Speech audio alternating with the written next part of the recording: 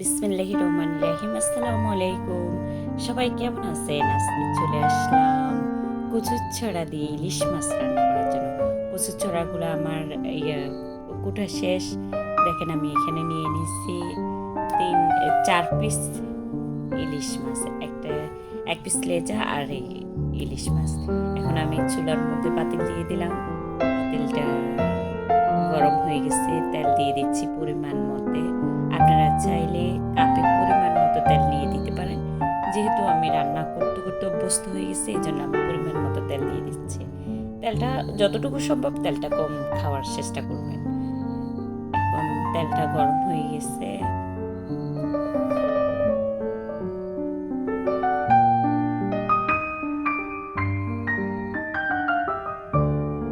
আমি এতে পেঁয়াজ কুচি দিয়ে দিব। এখন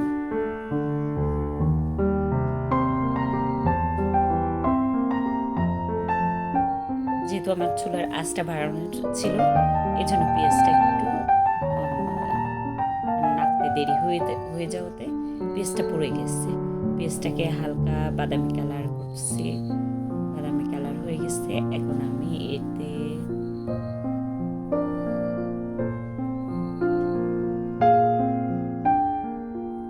রসুন বাটা রসুন বাটা এখানে হচ্ছে 1.5 চা চামচ, লবণটাও দিয়ে দিচ্ছি সাথে। রসুন বাটাটা পেঁয়াজ কুচির মধ্যে সবসময় আমি দিই কেন, রসুন বাটার মধ্যে একটা গন্ধ থাকে, এটা যাওয়ার জন্য। আর কচুর ছোড়াতে অবশ্যই রসুন বাটা দিতে হবে। রসুন বাটা না দিলে কচুর ছোড়া অনেক সময় গলা ধরে। এখন আমি হলুদের গুঁড়া দিয়ে দিলাম, দিয়ে দিচ্ছি মরিচের গুঁড়া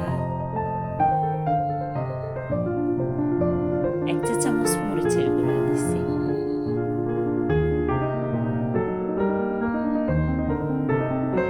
এটা তেলের মধ্যে নাড়াচাড়া করে এখন কষানোর জন্য আমি পানি দিয়ে দিচ্ছি। মশলা বেশি নাড়তে যাবেন না, বেশি নাড়তে গেলে মশলা পুড়ে যাবে, টেস্ট নষ্ট হয়ে যাবে। এই জন্য হালকা একটু নেড়ে পানি দিয়ে মশলাটা কষাবেন। ঢাকনা দিয়ে দিচ্ছি। ঢাকনা দিয়ে দিলে মশলাটা ভালোভাবে সিদ্ধ হবে এবং তেলটা যদি উপরে উঠে আসে তাহলে ভাববেন যে মশলা কষানি হয়ে গেছে। তেলটা উপরে উঠে আসছে, মশলাটা কষানি হয়ে গেছে।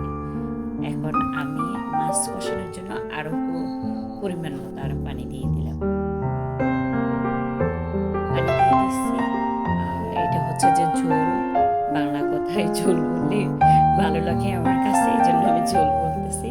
পানিটা যখন ফুটে উঠছে, ঝোলটা ফুটে উঠছে, এখন আমি মাছটা দিয়ে দিচ্ছি এখানে কষানোর জন্য। মাছটা একটু কষাতে হবে, ঠিক 5 মিনিট মাছটা কষাতে হবে, তাহলে এটার টেস্টটা বের হয়ে আসবে। ঢাকনা দিয়ে দিচ্ছি ঠিক 5 মিনিট পরে।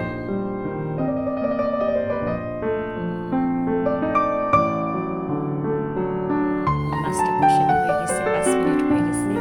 5 মিনিট পর্যন্ত দেখাতে থাকলে আপনাদেরকে কিন্তু ভিডিও অনেক লং হয়ে যাবে। এখনো লং হয়ে গেছে, 4.5 মিনিট হয়ে গেছে। আমি এখন কচুর ছড়াটা দিয়ে ভালোভাবে নেড়ে চেড়ে আবার ঢাকনা দিয়ে দিব। মনে রাখবেন এই ঝোলটাই যথেষ্ট, আর কোনো পানি দিবেন না। যখন 2-3 উতরানি যাবে তারপরে যায় চুলার আঁচটা কমাই দিবেন। যদি মাটির চুলাতে রান্না করেন অবশ্যই মাটির চুলার তখন এটা জালটা একটু কমিয়ে দিবেন। আমার বাড়িটা হচ্ছে একদম গ্রামের পরিবেশের মতো, আলহামদুলিল্লাহ অনেক ভালো লাগে।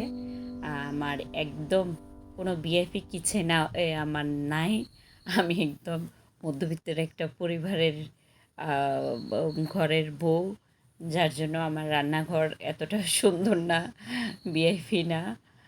মোটামুটি যদি মানে প্লিজ কেউ খারাপ কমেন্ট করবেন না রান্নাঘর নিয়ে, কারণ আমি গরিব মানুষ, তাই আমার রান্নাঘরের অবস্থা অতটা ভালো না। আমার এর ভিতরে আমার কষানি হয়ে গেছে, কচুর ছড়াটা কষানি হয়ে গেছে। এখন আমি ধনিয়া পাতা দিয়ে ঢাকনা দিয়ে দেব। ধনিয়া পাতা তো দিয়ে দিচ্ছি দেখলেন, এখন ঢাকনা দিয়ে দেব। ওয়াও, অসাধারণ। একদিকে ইলিশ মাছের লেজা ইলিশ মাছ, আরেকদিকে কচুরছড়া, আরেকদিকে ধনিয়া পাতা দিয়ে দিচ্ছি। ওয়াও ওয়াও ওয়াও, সেই টেস্ট, সেই টেস্ট হবে কচুরছড়া দিয়ে, ইলিশ মাছ দিয়ে, অনেক মজা। আর কচুরছড়া প্রচুর পরিমাণে এই কচুর ছড়াতে প্রচুর পরিমাণে আয়রন রয়েছে। এটা আমাদের শরীরের অক্সিজেনের মাত্রা ঠিক রাখে।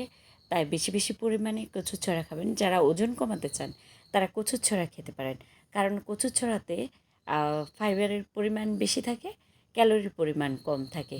এটা আমাদের ক্ষুধা নিবারণ করে। দেখেন কি যে একটা কালার আসছে, ফাটাফাটি।